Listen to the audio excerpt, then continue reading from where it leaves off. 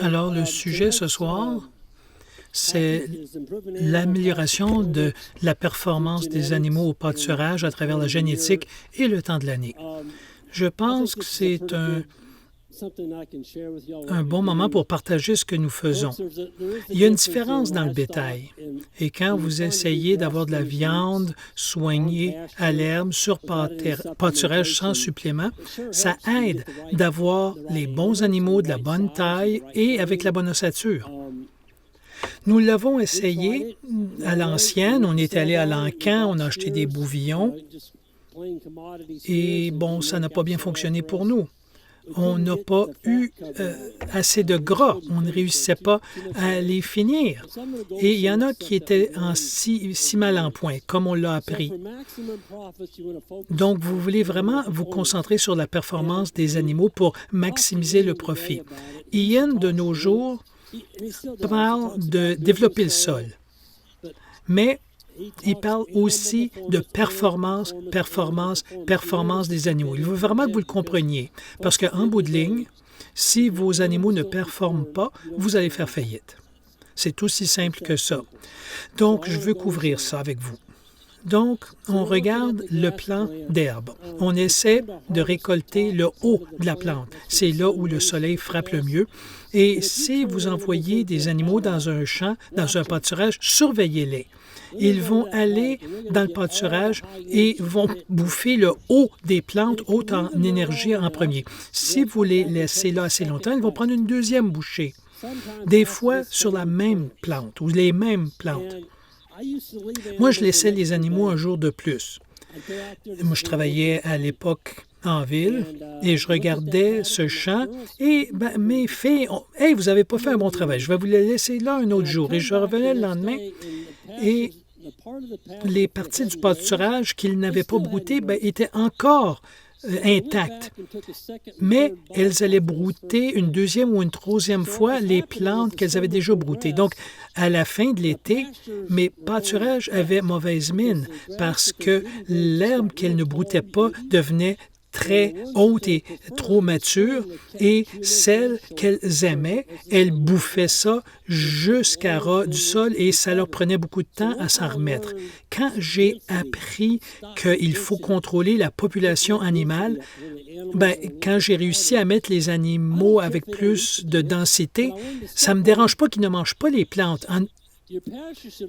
Vos pâturages devraient avoir l'air d'avoir été écrasés avec un râteau à foin. Est-ce que vous comprenez que les vaches, ça mange, comme on dit, avec 5 bouches? Avez-vous déjà entendu cette expression? Bon, laissez-moi vous l'expliquer. Quand vous entrez dans le pâturage, il y a toutes sortes d'herbes. Il n'y en a pas touché. Mais voici le pourquoi. Quand vos vaches se promènent, elles ont du fumier puis de l'urine sur vos pieds. Et donc, elles ont 1, 2, 3, 4, 5. Et lorsqu'elles piétinent, elles contaminent l'herbe. Si vous mangiez de l'herbe et vous aviez du fumier sur vos jambes, vous n'en mangeriez pas non plus. Donc, pensez pas que vous avez beaucoup d'herbe. Oui, il y en a, mais il a été contaminé, il a été piétiné. Et ils ne mangeront pas ça. On ne peut rien faire pour ça. Plus vous avez de densité, plus l'herbe va être piétinée. Mais Ian dit que dans certains cas, c'est plus utile de piétiner l'herbe au sol que de la faire manger par le bétail. C'est parce que ça constitue un sol en santé. Tant que votre sol ne sera pas en santé, vous n'aurez pas un très bon gain. Oh, je voulais couvrir ça. Voyez-vous ce brin-là? Ça, on appelle ça une tige secondaire. Pendant l'hiver, quand vous broutez, si vous avez de la chance, si vous n'avez pas trop de neige et vous faites du pâturage l'hiver, assurez-vous d'arrêter avant qu'il se mange celui-là. S'il broute celui-là, ça va vous coûter 2 à 3 semaines au printemps. Vous avez vraiment retardé cette plante pour la poussée du printemps. Ça, c'est quelque chose que j'ai appris avec le temps. Donc, la performance des animaux, c'est quoi? C'est la nutrition, c'est le moteur de la ferme. Si vous perdez la performance, vous allez faire faillite. Alors, c'est quoi une plante qui s'est pleinement rétablie? Une plante pleinement rétablie, c'est celle qui a été broutée et qu'on a permis de refaire une nouvelle pointe.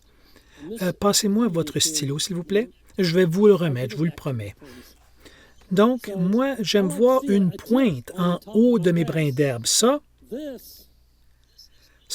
ce n'est pas une plante qui a une bonne reprise. Elle a encore une marque de broutage où l'animal l'a bouffé. Et si votre pâturage est rempli de ces pointes, vous êtes revenu trop vite. Il faut qu'il y ait des pointes pointues. Notre herbe est toujours en croissance sur ma ferme au mois de novembre. On n'a pas eu de pluie l'été dernier, mais on a eu de la pluie au mois de novembre. On a eu 5,5 pouces. Et savez-vous ce qui est arrivé? Ça a réveillé toute la ferme. On a une belle température chaude, 40 le jour, 40 à 50. C'est une température parfaite pour les graminées de saison fraîche. Et toutes nos graminées ont une belle pointe verte. Si la pointe devient brune, c'est-à-dire si vous lui permettez de devenir mature, si vous ne l'avez pas brouté, ça va devenir brun. Et la capacité ou la nutritive de la plante diminue. Bon, ici, on parle de finir des bouvillons pour obtenir un gain élevé. Donc, des plantes immatures, on appelle ça brouter la tête du bébé. Au printemps, les plantes décollent. Si vous arrivez trop vite, vous allez décapiter les bébés. C'est un bébé plante et les vaches vont les téter.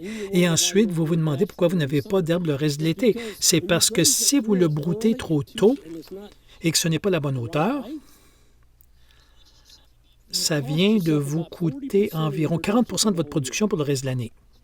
Exactement. Vous avez pris cette plante et l'avez réduite et maintenant les racines doivent nourrir la plante parce que vous avez enlevé trop du capteur solaire. Donc, quelle est la fonction d'une plante? C'est quoi? C'est de se reproduire. C'est exact. Qu'est-ce que les plantes font quand elles sont stressées? Elles produisent des semences. Elles se reproduisent. C'est ça la semence, c'est pour reproduire la plante. Et Ian compare ça à la guerre. Vous savez, quand les hommes sont revenus de la guerre, il y aura eu une explosion de la population. Les gens se sont reproduits parce qu'il y avait une menace à la population. C'est vrai pour les plantes. Donc, il faut s'assurer de ne pas décapiter les plantes. Quand il y a de la repousse, on va avoir davantage de rusticité. Ça, voyez-vous, celle du haut n'était pas prête à être broutée. Ici, voyez-vous, ce n'est pas brun au bout, c'est encore en croissance. Mais ça s'est repris assez pour avoir une pointe. Moi, ça ne me dérangera pas de brouter le tiers de cette plante. Donc, l'énergie, c'est ce qui coûte le plus cher à acheter et c'est ce qui est difficile à produire à la ferme. C'est pour ça que j'ai parlé de vaches qui produisent beaucoup de lait dans des races bovines. On n'en veut pas. La sélection pour un seul caractère, c'est ce que les épédés ont fait aux États-Unis. Écoutez, on est bon à produire de grosses vaches, de gros animaux. Nos propriétaires d'encans de ferme. J'avais des problèmes avec lui. Il était propriétaire de journaux. Ils avaient 2 encans et il a écrit un article. Écoutez, il faut avoir du gros bétail. Il faut que vos bêtes soient grosses. J'étais si en colère. La boucane me sortait des oreilles. Je l'ai appelé, j'ai dit, Jessup, qu'est-ce que tu fais? Il dit, Greg, les parcs d'engraissement et les transformateurs les veulent plus gros, il faut les nourrir au maïs. Il dit, hey, vous avez déjà des gens vaches-veaux qui font faillite. Ils produisent des bouvillons de 1400 à 1500 livres. Si on les produit plus gros, on va tous faire faillite. Quelle grosseur tu veux? S'ils sont la grosseur d'un éléphant, ce serait parfait. Au moins, il était honnête avec nous. Et devinez quoi? C'était il y a 7 ans. Il n'a plus d'encans de ferme maintenant. Les 2 sont fermés. À l'époque, il vendait 130 000 veaux par année. Je lui ai dit, tu vas faire faillite au monde. Et c'est à peu près ce qui est arrivé. Bon, brouter plus fort, augmenter les gains quotidiens en obtenant la jeune plante et beaucoup d'énergie, on voit une repousse plus rapide des plantes. Non seulement on a de meilleurs gains, mais nos plantes reviennent plus vite. Il y a une tendance aux États-Unis maintenant de la part d'un type, je ne le nommerai pas. Si vous regardez sur YouTube, vous savez qui c'est. Il fait le pâturage total. Il broute jusqu'au sol, toute la plante. Mais, si on lit entre les lignes, il soigne de la drèche de brasserie. Il soigne du grain, il ne le dit pas, mais il le fait, parce que si vous broutez jusqu'au sol comme ça, ben, les animaux n'obtiennent pas d'énergie, il n'y a plus d'énergie disponible parce qu'ils broutent des plantes qui ont poussé l'année précédente. Normalement, vous devez brouter la moitié de votre ferme cette année et l'autre moitié l'autre année. Sinon, il n'y a pas d'énergie. Donc, quand vous laissez plus de repousse au sol, c'est plus frais au sol et c'est ce que l'herbe de saison fraîche aime. Bon, absorption minimum de parasites. Pourquoi est-ce qu'on peut se passer de vermifuger nos vaches? Si ça, c'est votre herbe, les parasites sont ici. La raison de les avoir en bas du brin d'herbe, c'est qu'ils veulent se protéger du soleil. Le soleil les tue. Donc, ils sont dans le bas de la canopée. Si vous broutez trop bas, ils vont bouffer ces parasites, ils vont les ingérer. Et là, vous devez sortir l'ivermectine. Et là, vous commencez à faire faillite. Écoutez, souvenez ceci. L'actif le plus utile que vous avez qui sort de la vache au quotidien, c'est le fumier et l'urine. Et si vous vermifugez vos animaux, vous n'aurez pas de scarabées bousiers et vous n'aurez pas beaucoup de vers de terre. Vous êtes en train de tuer la biologie du sol sur votre ferme. Ian dit que vous êtes un toxicomane.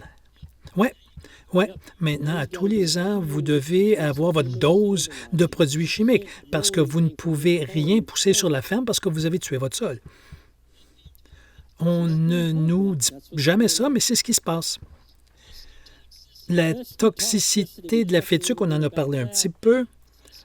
La toxicité de la fétuque, pour ceux qui n'avaient pas du Kentucky 31, je ne sais pas si vous n'avez au Canada, peut-être que oui, peut-être que non, mais la toxicité est la plus élevée dans le premier pouce et demi. Donc, si vous broutez la plante jusqu'en bas d'un pouce et demi, vous allez avoir des problèmes de toxicité et bien sûr, protection contre la sécheresse.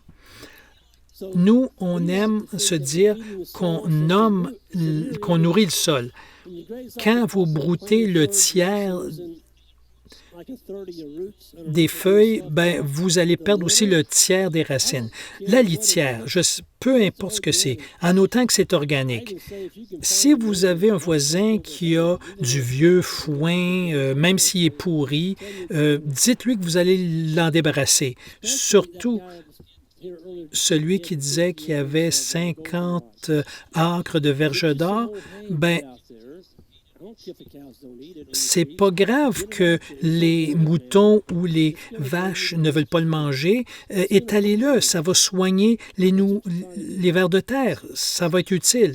Quelqu'un a demandé à Ian, « Peux-tu faire pousser de l'herbe dans le désert du Sahara? » Il a dit, « Tout à fait, mais il faut que vous me donniez tout le foin que vous pouvez trouver et une source d'eau. C'est tout ce dont j'ai besoin, du foin et de l'eau. » Et c'est tout ce que ça lui prend.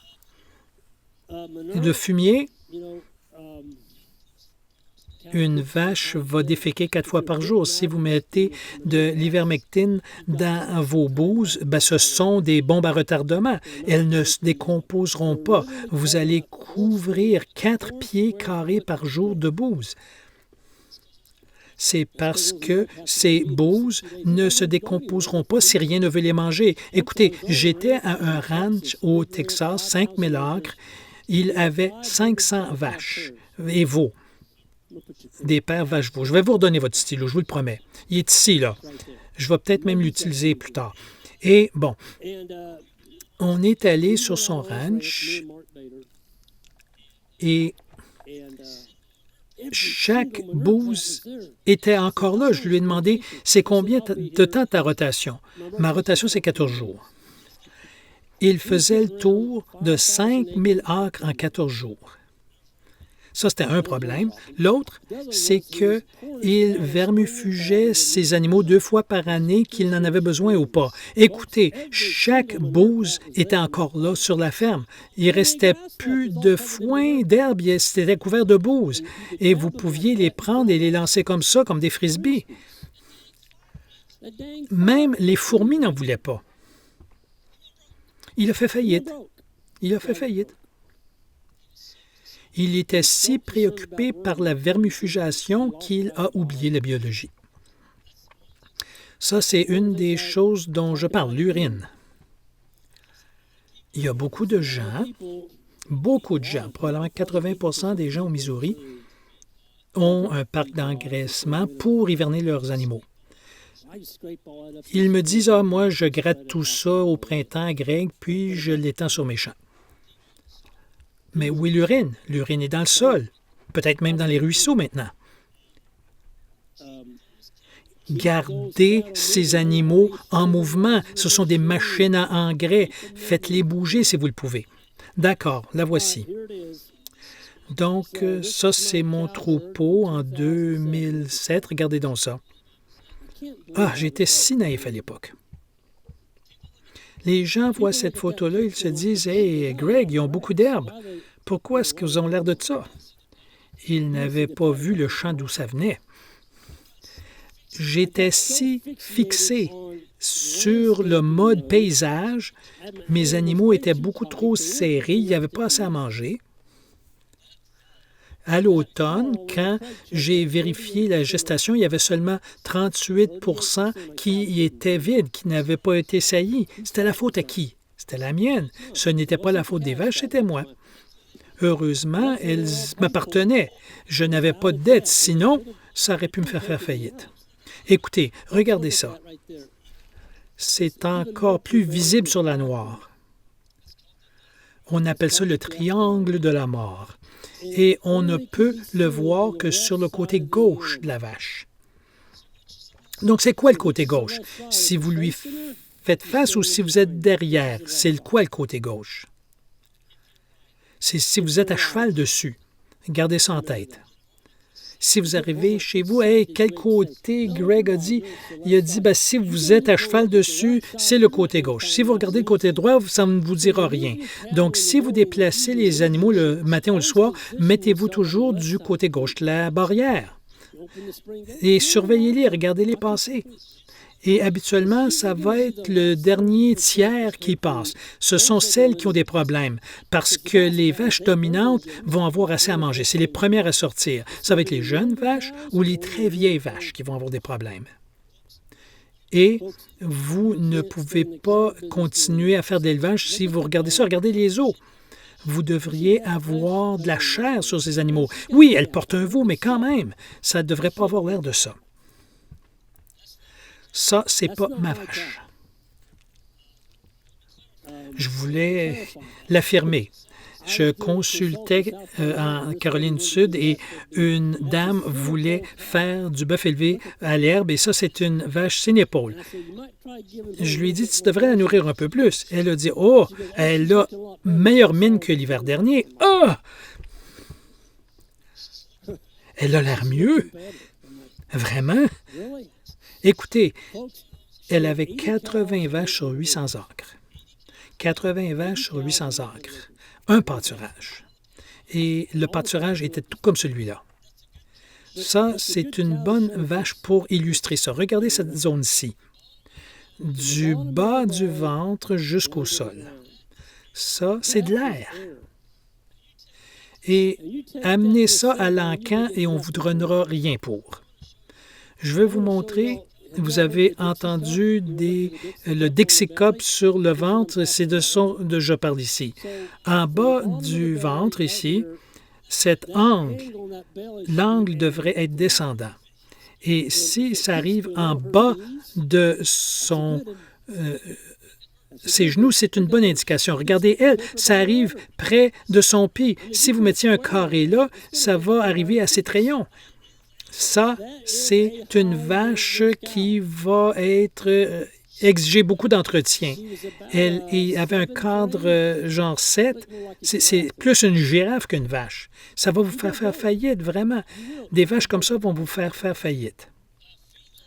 Bon, les parcs d'engraissement aiment ça, des vaches avec de la pâte, parce qu'elles sont payées pour soigner du maïs et non pas pour les engraisser. Ils sont payés pour soigner du maïs. Et plus il y a de pâte, plus ils peuvent soigner de maïs. Bon, ça, c'est juste bien. Ces vaches-là sont grasses. Ouais. Donc, les rotations. D'abord, il faut commencer. Je sais que c'est intimidant pour des gens qui n'ont jamais déplacé des vaches. Peut-être qu'ils utilisent la méthode Columbus et ils se disent, bon, ben écoute, là, le mari et la femme se parlent. Oh, il faut qu'on fasse les choses différemment. Moi, je dis, commencez avec une broche plutôt que 0. Moi, j'avais un vieux bonhomme, un bon ami, et il avait 300 acres. Et je suis revenu du cours de Jim Garrett et j'ai vu l'importance de faire de la rotation des animaux et ensuite de donner un répit. Et j'ai essayé de l'encourager de diviser sa famille. Il a dit non, non, non, non, ça va tout ruiner. Il va falloir que j'ouvre des barrières quand je me promène à cheval. Il a dit oui, mais tu vas faire pousser plus d'herbe. Donc, j'ai offert de payer pour les piquets. J'ai dit, achète la broche, moi je vais payer pour les piquets et je vais t'aider à les installer. Tu vas faire ça? Ouais. Donc, c'est ce qu'on a fait. On a divisé la ferme en deux. Il y avait un étang de chaque côté. J'ai mis un chargeur solaire. Il m'a appelé 45 jours plus tard. Il a dit, Greg, il faut que j'aille à l'encan, j'ai trop d'herbe. J'ai dit, non, non, non, fais pas ça. Ouvre la barrière.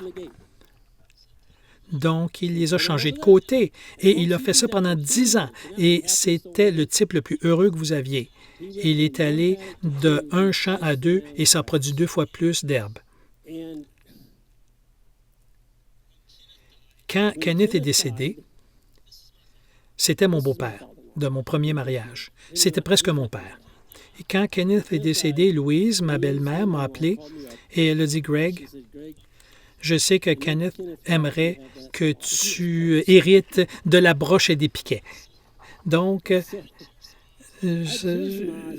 j'embraillais. Je suis allé chercher les piquets et la broche en pensant à quel point Kenneth était heureux sur la ferme. Et ça fonctionne, ça fonctionne. Donc, vous devez commencer.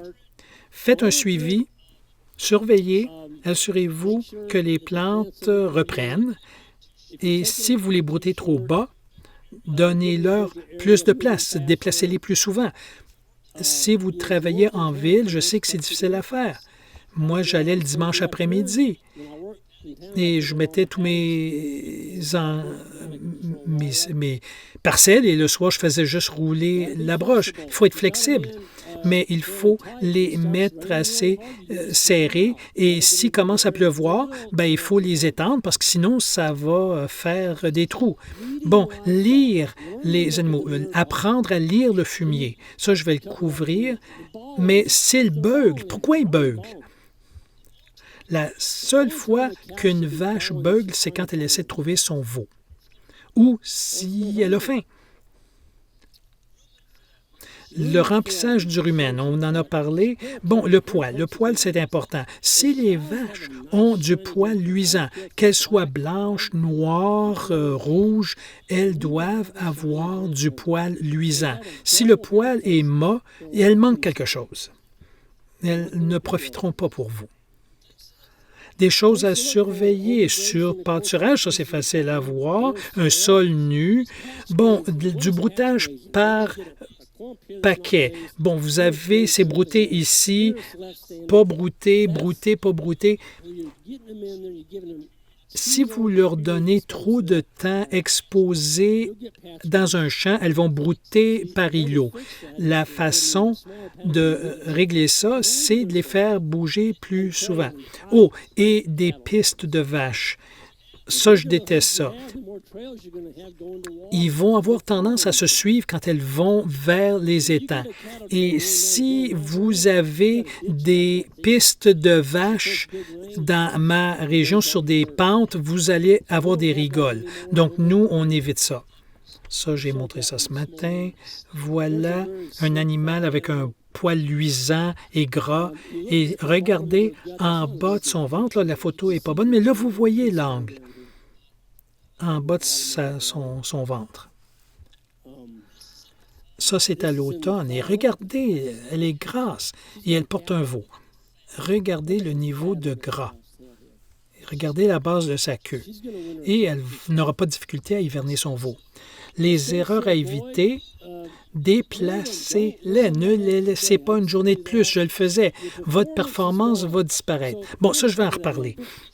Si vous regardez dans le ventre d'une vache, elle a ses bestioles dans le rumen. Et si vous déplacez vos vaches à tous les jours, et elles ont accès à du jeune fourrage. Ces microbes dans le rumen vont ressembler à ça. Si vous les déplacez aux 2 jours, ça va être parfait. Moins parfait. 3 jours, encore moins. Donc, ce qui arrive, c'est que toute l'énergie est broutée la première journée. Ensuite, elle broute la partie du milieu et ensuite la partie du bas, ce qu'on appelle la cochonnerie. Les microbes du rumen s'adaptent au fourrage. Donc, vous avez des bons microbes, des moyens microbes et des mauvais microbes. Donc, la vache fait ça pendant tout l'été. Avec plus de mouvements, une meilleure sélection, ça ressemble à ça. Elle performe sur du carburant à haut indice d'octane. Limitez les troupeaux, combinez vos troupeaux. Quand vous avez une sécheresse, la première chose que vous pouvez faire pour vous aider, c'est regrouper vos troupeaux. Isaac et moi sont allés au Texas sur un grand ranch et je pense qu'ils avaient 8000 acres et ils faisaient faillite. Et il était très riche en ville, mais son ranch perdait de l'argent, puis pas mal. Je pense qu'il avait 800 vaches. Et il avait un jeune gérant qui avait peu d'expérience et il avait 7 troupeaux. 7 troupeaux dans un ranch. Et c'était brouté en continu. Je lui disais, qu'est-ce que tu fais? Pourquoi tu as 7 troupeaux ici? Écoutez, son temps de reprise était si court que l'herbe n'avait pas le temps de repousser. On avait l'impression d'être sur un terrain de golf. Donc, il a eu une sécheresse. J'ai dit, combine tes animaux. Ah, il a dit, non, on ne peut pas faire ça. Donc, ils ont eu une grosse sécheresse cette année-là. Nous, on a été corrects. Ils ont eu une sécheresse. Donc, il m'a appelé et là, j'ai demandé combien tu as de troupeaux. Au début, il en avait 7, là, il dit j'en ai 9. Il s'en allait dans la mauvaise direction. Je lui ai dit, hey, tu t'en vas pas dans la bonne direction. Bon, diminuez le peuplement. Vous n'êtes pas obligé de tout vendre vos animaux, mais il faut que vous diminuez la population. Plus vous attendez à vendre, vous allez avoir moins de prix. En 2012, on a eu la pire sécheresse au Missouri dans l'histoire connue. On est allé du 1er avril, même l'hiver. L'hiver, il n'y a pas eu de pluie ni de neige. Et à la reprise du printemps, il n'y avait rien, même pas une petite averse. On est allé jusqu'au mois d'août avec aucune pluie. Il y avait du maïs qui a été semé au printemps qui n'a jamais germé. Ça montre à quel point c'était sec. Mais on a vendu le tiers de notre troupeau au milieu de juin. Au milieu de juin. Tous les autres étaient là en train de prier. Maintenant, vous pouvez prier pour la pluie. Vous pouvez le faire. Moi, je le fais, mais ce n'est pas une bonne stratégie de régie. Vous savez ce que vous avez comme fourrage devant vous. Vous voyez que les plantes ne poussent pas. Vous savez combien d'animaux vous avez. Éliminez-en. Et c'est ce qu'on a fait. Donc, on a vendu le tiers de notre troupeau On a survécu à la sécheresse et on a eu un bon prix pour nos animaux parce qu'on a vendu avec la sécheresse. Les gens ne se rendaient pas compte qu'il y avait une sécheresse. Ils ont soigné tout leur foin, ils ont brouté le pâturage jusqu'à terre, puis ensuite ils ont vendu leurs vaches. Il y a des producteurs qui ont amené des vaches à l'encan au début de l'automne, ou au mois de juillet, et ils leur disaient « retourne avec ». On n'a aucun marché pour ça. Retourne chez toi avec. Et maintenant, les producteurs ont une remorque pleine de vaches maigres, sans foin, sans nourriture. Ouais. Vous comprenez qu'il y a beaucoup de gens qui se suicident quand il y a des sécheresses? Ça ne devrait pas vous arriver. Mais vous devez prendre la décision de vendre. Vous pouvez les racheter plus tard, mais il faut en vendre une partie. Réduire le troupeau. Oh, et éloignez-vous de la ferme. Éloignez-vous de la ferme. Même si c'est une longue fin de semaine, sortez en couple, allez voir un film, éloignez-vous de la ferme. Parce que vous ne pouvez pas forcer la pluie. Et si vous restez sur la ferme tous les jours et il ne pleut pas, il ne pleut pas, il ne pleut pas, ça va vous miner. Et vous ne voulez pas que ça arrive. La santé mentale, c'est extrêmement important. Mais quand vous combinez des troupeaux, vous doublez votre temps de reprise. Maintenant, je comprends. Les gens me disent, mais Greg, plutôt qu'avoir 2 troupeaux, et si on les met ensemble, ils vont surpâturer. Il y a 2 fois plus d'animaux sur la même superficie. Oui, ça va arriver. Mais ce que j'essaie de faire, en les mettant tous là-bas, j'achète plus de temps avant de faire le tour de la ferme. Donc, c'est mieux de surpâturer la moitié d'une ferme que toute la ferme. Vous essayez d'acheter du temps avant la pluie. Nous, on a eu de la pluie le 31 août. L'ouragan Isaac, il est arrivé de la Louisiane, nous a donné 9 pouces en 2 semaines. Nos plantes ont explosé parce qu'on ne les avait pas surpâturées. Les gens disent « Ah, Judy a mis du nitrate d'ammoniac. Il a mis 100 livres d'azote. C'est pour ça qu'il y a de l'herbe partout. » Non, c'est parce qu'on a eu une bonne régie. Tout le monde pense qu'on reçoit plus de pluie qu'eux autres, parce qu'on a toujours de l'herbe. On appelle ça de la régie. Regardez votre eau. Quand vous surveillez vos animaux en train de boire, est-ce qu'ils boivent par goulée ou est-ce qu'ils lèchent l'eau? Moi, je ne portais pas attention à ça. Je me disais, il y a de l'eau, ça sort de l'étang, c'est sur le réservoir. Il y a des étangs alimentés par des réservoirs. On ne laisse pas les animaux aller dans l'étang, donc l'eau est bonne. Mais peut-être pas. Donc, Bader était là, il a dit, « Greg, ton eau est pourrie. Les vaches essayent de trouver un endroit dans ton réservoir où ils peuvent boire et elles lèchent l'eau un peu partout. Elles échantillonnent. » Donc, Bader m'a appris ceci. Juste là, ça, c'est mon flotteur. Ça, c'est la flotteur. Et en dessous de l'eau, il y a une bouteille de Gatorade avec un couvercle avec des petits trous. Et à l'intérieur de la bouteille de Gatorade, je vais vous la montrer dans un instant, ça s'en vient, il y a une pastille d'hypochlorite de sodium. C'est 1 once pour 400 gallons. Et ça a nettoyé ce réservoir. Il n'y a pas eu d'algues ou de cochonneries sur le bord. Et les vaches ont commencé à en boire. Elles ne léchaient plus le bord du réservoir. Bader a identifié le problème de même. Maintenant, j'utilise un prédateur au-dessus de mon réservoir sur une journée chaude. Une vache va vouloir grimper dedans et quand elles le font, elles vont briser votre flotteur. Et là, vous allez avoir un lac d'eau. Plein débit et ça va vous donner une facture de 150 $. Donc, j'ai mis du ruban électrique au-dessus. On avait des porcs de pâturage, des Tamworth. Je les avais habitués à mes vaches. Et il y avait un foutu Vera qui était installé dans le réservoir quand je suis revenu travailler. Il était en train de rire de moi. Il a brisé ma flotte. Et l'eau débordait du réservoir pendant une sécheresse. Ah, j'ai pris un bâton et je l'ai frappé derrière, puis il est sorti de là. C'est ce moment-là qui m'a convaincu de mettre le ruban électrique. Et quand je suis revenu, il m'a regardé et dit « Ah, je pense que je vais aller me baigner. » Il est allé dans le réservoir et la première chose qu'il a fait, c'est qu'il a mordu le ruban dans la bouche. Il s'est pris une sandwich à la broche électrique. Il a hurlé et il est sorti du réservoir comme une fusée. Et il y avait une crotte sur le dessus de l'eau. Ça l'a essentiellement fait chier. Et c'était la dernière fois que le Vera est allé dans le réservoir. Ouais.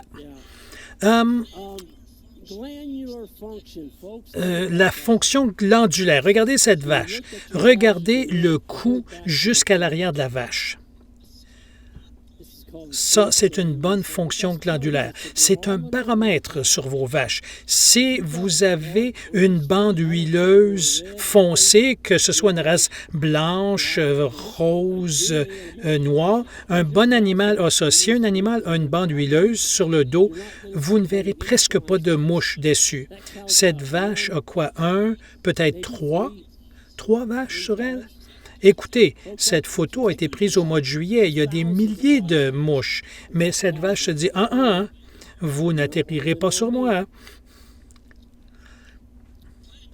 La diversité de la végétation. Moi, j'aime voir une végétation diversifiée. Plus vous avez d'espèces, mieux c'est. Dans la nature adore la diversité. Et c'est ce que je veux. Je veux beaucoup d'espèces différentes. Et vous allez l'obtenir simplement en augmentant votre population et en ayant une bonne période de reprise et en étant patient. Il faut être patient, ça va arriver. Donc, la période critique dans la performance des animaux avant le vêlage, les derniers 60 jours. 80 des veaux se forment dans les derniers 60 jours. Donc, si vous limitez la vache, le veau ne sera pas en santé. Et on est à la recherche de cette panacée. Rendu au mois de juin, tous les veaux ont une kératose. C'est quoi? C'est arrivé 60 jours auparavant, quand on a limité l'alimentation de la vache. Quand le veau est sorti, il n'avait pas de résistance à la kératose. Et nous, on ne donne pas d'injection contre la kératose. Je pense qu'il y a un vétérinaire ici. Où est-ce qu'il est? Je vous parlais plus tôt. Combien de races y a-t-il de pink eye? 20 environ? 2 principales, si vous ne donnez pas la bonne injection, ça n'aide pas. Donc, on ne traite plus pour la kératite. On a découvert que si on le traite, ça dure 2 semaines. Si on ne le traite pas, ça dure 2 semaines. Donc, on ne traite pas la kératite. Limiter la vache, vous allez le voir dans le veau. Voilà les minéraux. Ça, c'est à volonté. Ça aide un peu la performance. Est-ce que ça coûte cher? Oui, les minéraux coûtent cher. Mais au début, on ne veut jamais commencer un programme de minéraux à volonté l'hiver. On le fait quand il y a de l'herbe verte. S'il y a de l'herbe disponible, ils n'exagéreront pas sur les minéraux. Si vous commencez l'hiver, ils vont manger beaucoup plus de minéraux. Ça, il y a une chaîne avec des traîneaux en 4x4 et on les déplace. Si on déplace les vaches 4 fois par jour, ce soigneur à minéraux va aussi avec les vaches. Protéines excédentaires, ça limite la conversion d'énergie. Donc, si vous avez trop de protéines, vous allez perdre du poids. Écoutez, la pire chose qu'on puisse avoir, c'est un fumier liquide chez vos vaches au mois d'avril, mars ou avril. Vous allez avoir beaucoup d'herbes trop tendres et qui n'ont pas beaucoup d'énergie et ils vont perdre du poids. Moi, je me souviens, il y a des jours, on voyait les queues mouillées parce que l'herbe était trop jeune, pas assez mature. Donc, attendez que l'herbe soit un peu plus mature et avoir aussi une réserve hivernale de reste pour qu'ils puissent bouffer un peu de cette vieille herbe en même temps que la jeune herbe. Ça fait une grosse différence. Moi, j'adore cette bouse. Elle est vraiment très belle. Ah, c'est vraiment beau. Ah, ça me donne des frissons juste à regarder. parce que je sais que mes vaches sont en santé. Elles sont en santé. On est allé les voir avant que je quitte et je fais souvent ça. Je regarde mes bouses parce que ça me dit que je fais un bon travail. Et ça peut changer rapidement. Si vous avez fait un problème et que vous avez brouté trop ras, là, ça va devenir de la diarrhée et vous allez perdre en performance. La hauteur, la couleur et l'odeur. Ça ne devrait pas être une odeur désagréable. Le fumier de vache, c'est passé à travers la vache, ça devrait avoir une belle odeur. Donc, OK. La forme suit la forme. Le rôle d'un animal, c'est de performer dans l'environnement où il est né. J'ai posé la question à Ian. Comment es-tu arrivé à 4000 vaches? Et ça, c'était sa réponse. Si une vache performe en Afrique sur sa ferme, dans l'environnement où elle est née, sans qu'on lui donne d'intrants supplémentaires, elle a sa place sur sa ferme. Point. C'est très simple. Donc, des pelages lisses et luisants, ça prend du poil luisant. Oui, ça s'occupe vraiment des vaches. Donc, où commencer? Si vous avez des gros animaux, comment arriver à une ossature plus petite? Si vous voulez faire du pâturage sur l'herbe, j'ai parlé à un jeune, là, il voulait finir ses bouvillons en 2 ans. Eh bien, on ne peut pas le faire avec une vache avec une ossature numéro 7, pas sur l'herbe. Votre herbe est peut-être plus riche que la nôtre. Nous, on ne fait pas de cocktail. On ne sème pas de culture de couverture. Ça prend un tracteur pour y parvenir. Ça prend de l'argent pour semer cette culture de couverture. Moi, j'ai un ami, il joue toujours avec ça. L'été dernier, pas l'été qui vient de passer, mais celui d'avant, il a mis 7 800 $ de culture de couverture. Il n'y a pas eu de pluie. Il a tout perdu. Il a tout perdu. Il n'a pas pu brouter quoi que ce soit. Donc, soyez prudents. Moi, j'ai un bon taureau avec une génétique pour l'herbage. Pourquoi je me concentre sur le taureau? C'est que le taureau affecte beaucoup de vaches. Pour avoir la bonne taille de vache, c'est difficile à trouver. Il n'y en a pas beaucoup de vaches de 1000 à 1200 livres. Évitez de saillir les torts avec de ce croisement. Nous, on fait de la sélection familiale, puis on n'a pas eu de veau à 2 têtes en 22 ans. Et en 3 ou 4 ans, vous allez être proche de ce que vous voulez. Tout ce que l'on vend, ce sont des vaches qui ont des pattes trop longues ou un gros tonneau. Écoutez, toutes les vaches nées à votre ferme sont mieux adaptés que leurs parents. Donc, quand vous allez à 500 000 pour acheter un taureau de 10 000 et que vous le ramenez à la ferme, vous êtes en train de prendre un gros risque. Ce taureau ne s'adaptera peut-être jamais. Et maintenant, vous avez dépensé 10 000 $. Ah oui, vous pouvez vous en vanter. Ah, j'ai un taureau de 10 000 $ que j'ai acheté de... Bon, peu importe. Les taureaux que vous élevez sur votre ferme sont les mieux adaptés. Maintenant, avant de commencer à élever des taureaux, vous devez avoir un assez bon nombre de vaches. Et moi, je pense que mon chiffre idéal, c'est entre 50 à 100. Si vous n'avez que 12 vaches et vous avez un taureau, il va saillir sa mère, à moins de l'éliminer ou de faire de l'insémination artificielle. Bon, Ian a 750 taureaux. Ouais, 750 taureaux avec son troupeau. Et la première fois qu'il m'a dit ça, j'ai dit « Hey! » Et la première fois qu'il me l'a dit, ce sont tous des taureaux d'1 an à 14 mois. J'ai dit « Ian, je suis capable de choisir les meilleurs 200. Pourquoi tu ne fais pas ça? » Il a dit « Tu ne peux pas. » Je me suis dit « Oui, je suis capable. » Il a dit « Non. Dans la nature, le taureau qui a le plus de testostérone et les plus de spermatozoïdes, c'est le taureau qui va saillir les buffles ou les gazelles ou peu importe. » Et donc, ça a fonctionné. Et les bœufs moins énergiques ne se reproduisent pas. Donc, on a commencé à utiliser davantage de taureaux. On en avait 3 et maintenant, j'en ai 7 à 10. Donc, plus vous avez de taureaux à travers vos vaches, meilleure va être la moyenne de vos veaux.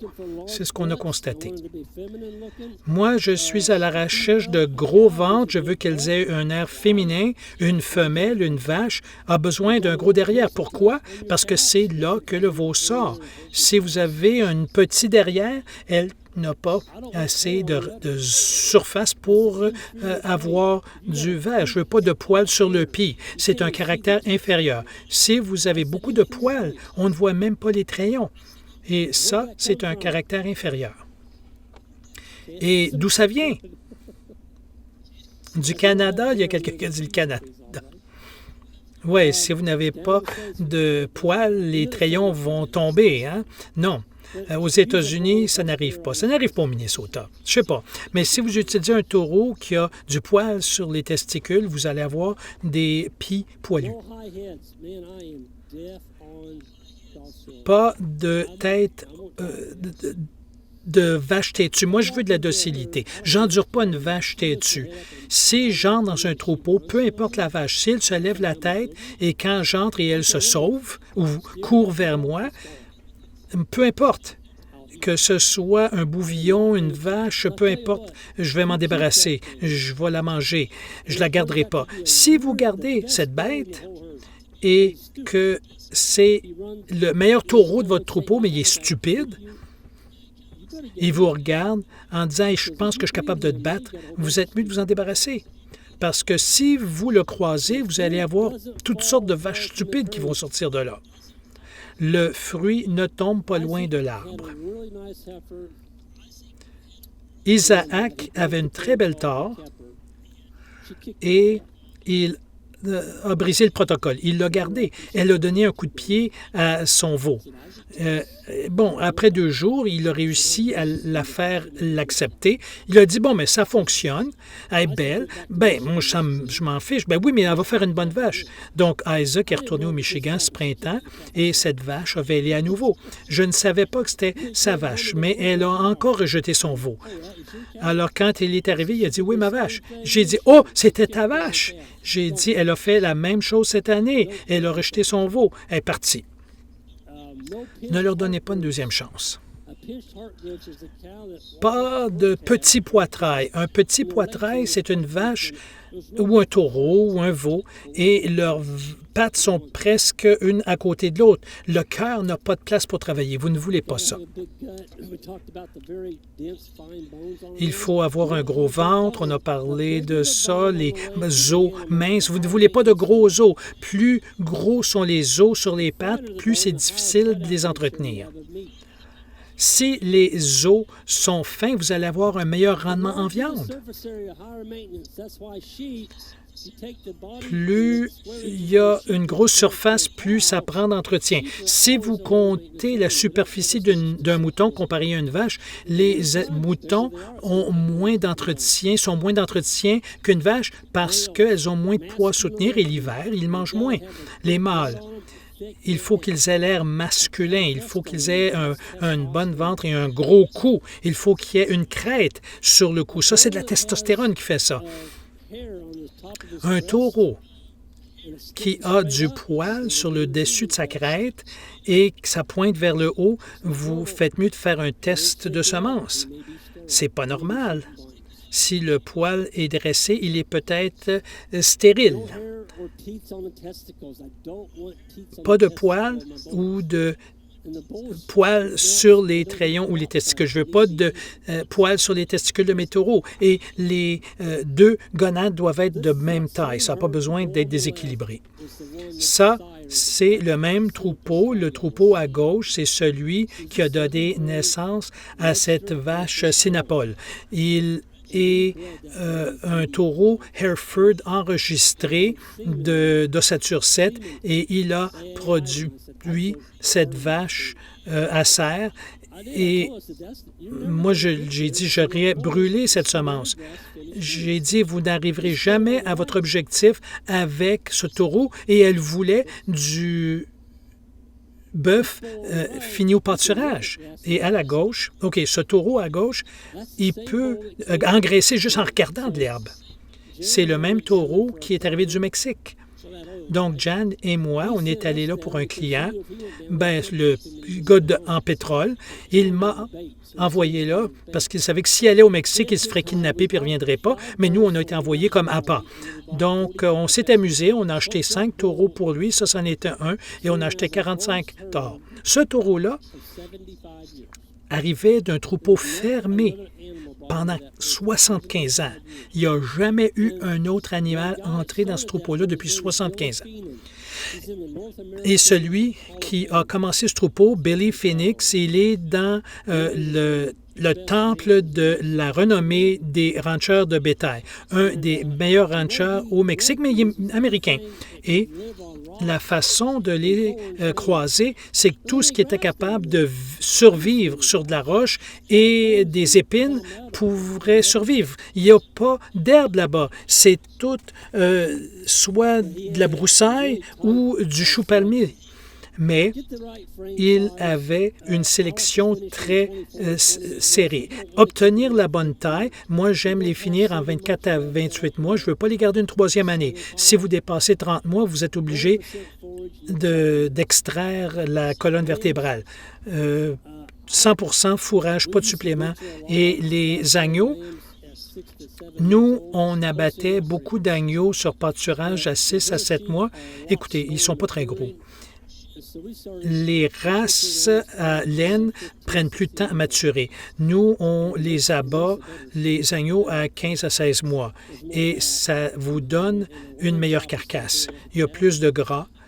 Et les côtelettes, plutôt qu'être comme ça, ont un peu plus de taille. Si vous pouvez ouvrir un journal en dessous de votre animal sans toucher le sol, vous avez trop de pattes. Il y a trop de longueur de pattes. Nos agneaux, nos moutons, pas de taille des onglons, pas de vermifugeage et pas d'animaux qui sautent les clôtures. Si vous avez un animal problème qui ne veut pas rester avec les autres, il faut s'en débarrasser parce qu'il va enseigner à tout votre troupeau en 7 à 10 jours comment sortir. Et ils vont tous sortir. Donc, n'endurez pas ça. Et les derrières qui deviennent sales, on les vend.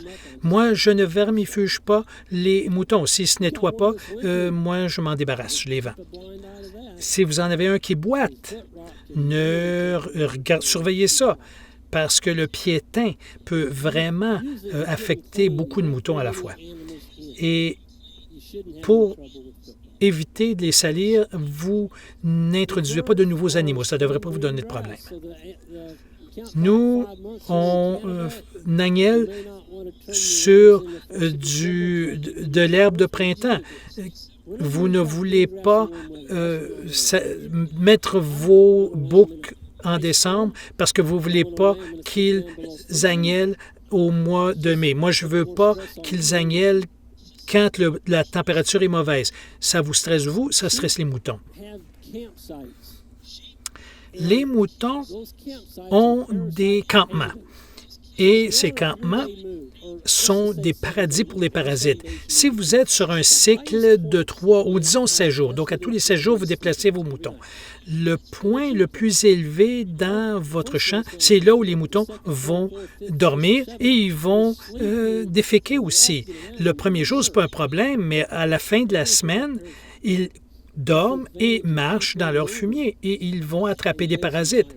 C'est l'avantage de les déplacer et de maintenir une hauteur d'herbe plus élevée. Ça, c'est un taureau à ossature 2. Il est gras. Moi, j'aime les taureaux gras.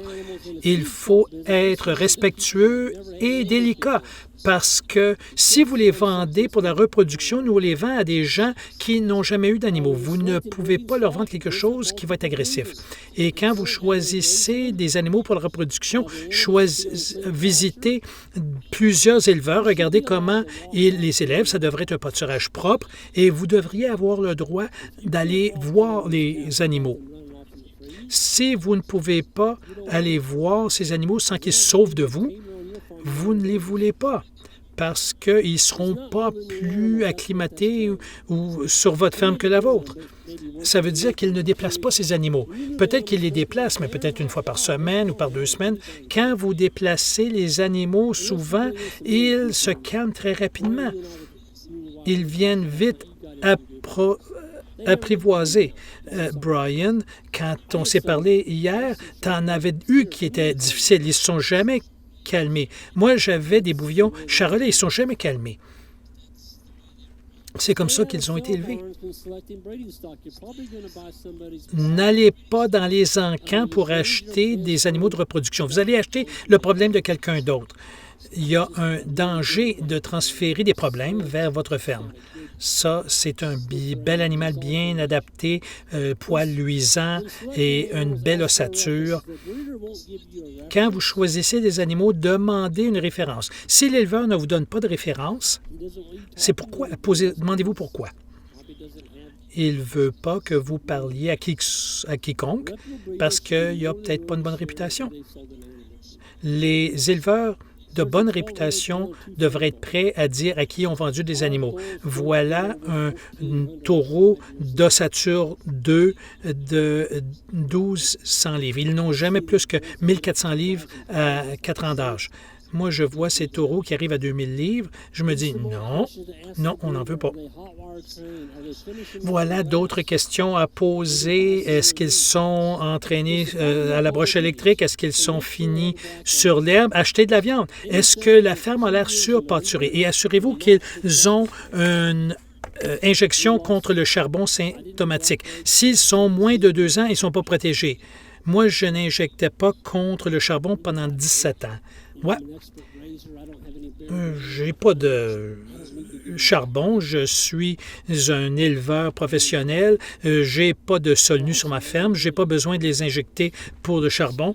Je me suis fait frapper. J'ai perdu 9 bêtes en 4 heures et c'était tous mes meilleurs animaux. Ça tue toujours les meilleurs. J'avais un vétérinaire en Alberta qui me l'a expliqué. Et vous êtes un vétérinaire? Il a dit, les vraiment bons animaux qui ont un bon gain sur votre ferme, quand ils sont exposés au charbon symptomatique parce que leur circulation est si bonne, ça se distribue plus rapidement et ça les tue. Oui, les animaux qui ont le plus de muscles. Ils n'atteignent pas les petits chétifs, c'est toujours les meilleurs.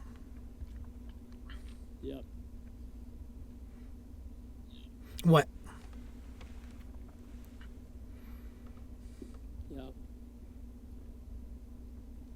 Ouais. Ah, c'est épouvantable. Écoutez, ça coûte 1,50 $ vacciner contre le charbon symptomatique. Et les gens aujourd'hui ont peur d'utiliser quelques vaccins. OK, bien regardez-les mourir d'abord. Donnez-leur des injections contre le charbon. Ça prend du temps à s'adapter à l'environnement. Il y en a qui ne s'adapteront pas. Il y en a peut-être qui ne se reproduiront pas. Ceux qui ne se reproduisent pas, on s'en débarrasse. Près de la ferme, c'est mieux. Si vous allez plus loin que 500 000, il y a des animaux qui ne s'adapteront pas. C'est une bonne chance. Et souvenez-vous de ceci. De l'est vers l'ouest, c'est le mieux. De l'ouest vers l'est, c'est pas conseillé. Donc, vous pouvez vous en tirer si vous prenez des animaux de l'est vers l'ouest, ça fonctionne bien, mais pas le contraire. Ils ne s'adapteront pas si bien que ça. Il y a beaucoup de pattes sur celle-là. Ouais. Amenez des animaux à la ferme. Ayez une zone sécurisée pour les acclimater. Ils ne connaissent pas votre ferme. Si vous les introduisez, ils ne connaissent pas l'endroit. Ils vont paniquer, ils vont briser les clôtures. Des fois, les vaches aussi vont les courailler et même ça peut arriver à un taureau. J'ai une cliente en Virginie, elle a trouvé son taureau 30 jours plus tard. Oui, mettez-les dans un enclos pour qu'ils s'acclimatent et ensuite vous les mettez avec les autres. Je pense que mon objectif, c'est un baril sur des pattes courtes. C'est ce que je veux. La réforme, il n'y a pas d'exception. Si elles ne performent pas, on s'en débarrasse. On les tue, on les mange, on les vend, on fait quelque chose, on ne les garde pas. Il faut se débarrasser des animaux de mauvais caractère, mauvais pieds, mauvais poils, des veaux chétifs. Si le veau est chétif, je ne sais pas pourquoi il est chétif. Peut-être que poursuit de colostrum. Peut-être que la mère ne donne pas de lait, mais il ne faut pas que ça arrive à niveau. Là, il faut qu'il parte. OK, ça saute un peu partout. S'ils ne perdent pas leur poil d'hiver, débarrassez-vous-en. Le vermifugage, on ne le fait pas. Soyez pas mariés à vos vaches. Écoutez, j'étais sur la ferme d'un millionnaire en Virginie. Il était le directeur de la Homeland Security à Washington. Il avait une très belle ferme.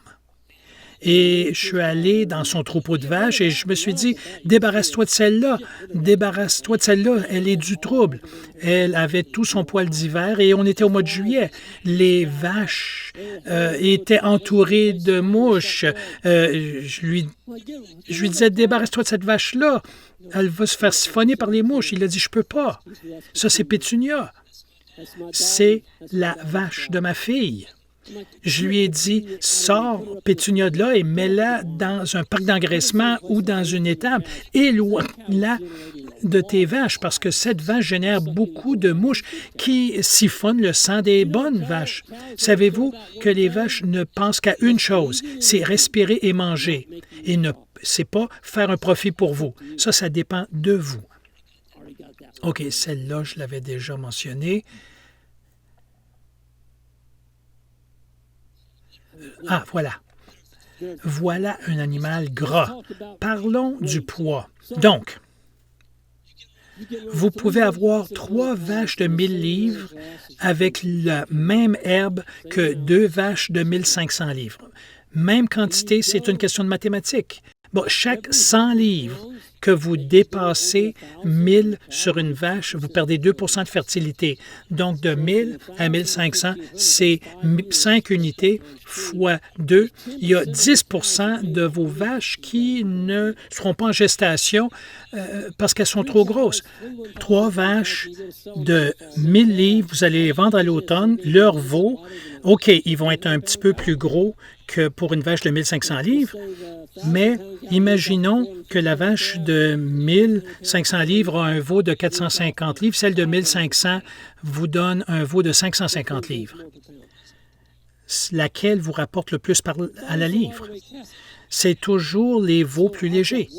Donc, moi, j'ai un veau de plus à vendre, je reçois plus à la livre pour, j'ai un bon retour parce qu'ils ont le bon poids. Oh, et je peux les finir en 2 ans. Est-ce que vous pouvez vendre cet animal-là à l'encan? Il y a quelqu'un qui va l'acheter, mais l'encan, c'est pas ça votre marché. Moi, je ferais comme cette dame-là et cette dame-là. Moi, je les vends direct aux consommateurs. Développez votre marché. Il y a des gens qui achètent des bouvillons de 1000 livres ou des vaches, surtout s'il y a une histoire derrière elle. Soyez le prédateur dans votre troupeau. Enlevez la béquille lentement. Donc, si vous les vermifugez 2 fois par année, d'aller à 1 fois. Et l'année suivante, arrêtez ça. Si vous le faites d'un coup sec, vous allez perdre beaucoup de vos vaches. Elles ne seront pas capables de l'endurer. Faites-le tranquillement, lentement. Ça, c'est ce qu'on recherche. Si vous pouvez trouver beaucoup de vaches comme ça, achetez-les. Ça, c'est ce que c'était dans le passé. Pensez-vous que cette vache est facile à conserver? Ça, c'est un de nos taureaux à serre. Et regarde un autre et voici ça. Ça, ce type fait du bœuf fini au pâturage en Louisiane. Et j'ai regardé ce veau et je me suis dit, c'est quoi? Bien, ça, c'est mon bœuf. Bien, quand est-ce que tu vas le finir? Oh, j'espère qu'il va être fini d'ici l'automne, me dit-il. Oh, ça n'arrivera pas. Mais il a changé. Il a compris, mais il ne savait pas ce qu'il faisait. Regardez les pattes sur cette bête. 4 pieds de long, il n'y a pas de poitrine. Ouais. Ouais. Ça, c'est un shorthorn. Ça, c'était en Idaho. Ça, c'est un bouvillon de 7 mois. Et regardez les pattes. Moi, je pourrais presque marcher en dessous de ce veau.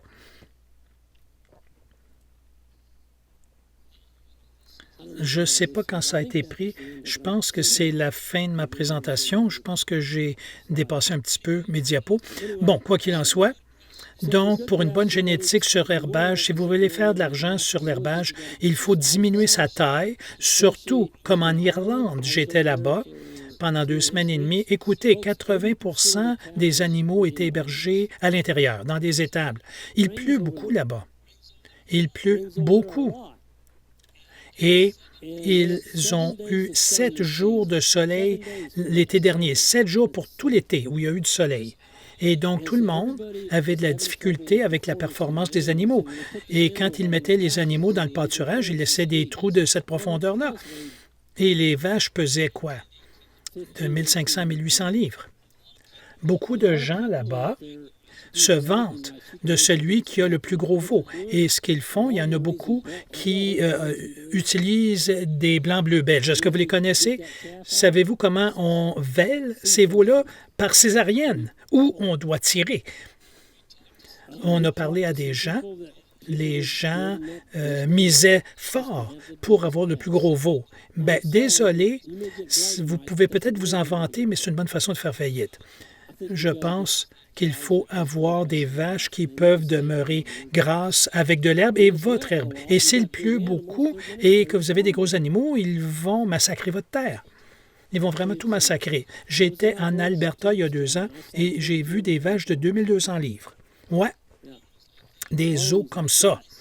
Et ils m'ont dit, moi, je suis ici au Canada, il fait froid. On ne peut pas élever des vaches de 1000 à 1200 livres. Eh bien, 1 semaine plus tard, je me suis retrouvé à Dawson Creek. C'est là où l'autoroute de l'Alaska commence, en Colombie-Britannique. Il y a un type là-bas qui a la vache parfaite. Et il fait moins 40 là-bas. Il a de belles vaches de 1100 à 1200 livres. Son gendre est un inséminateur. Et donc, il a utilisé les taureaux appropriés à plus petite ossature. Donc, ouais. C'est pas parce que vous êtes au Canada qu'ils doivent avoir 2000 livres. Ça, je l'ai vu. Donc, avez-vous des questions ou des commentaires sur ce qu'on a couvert ce soir?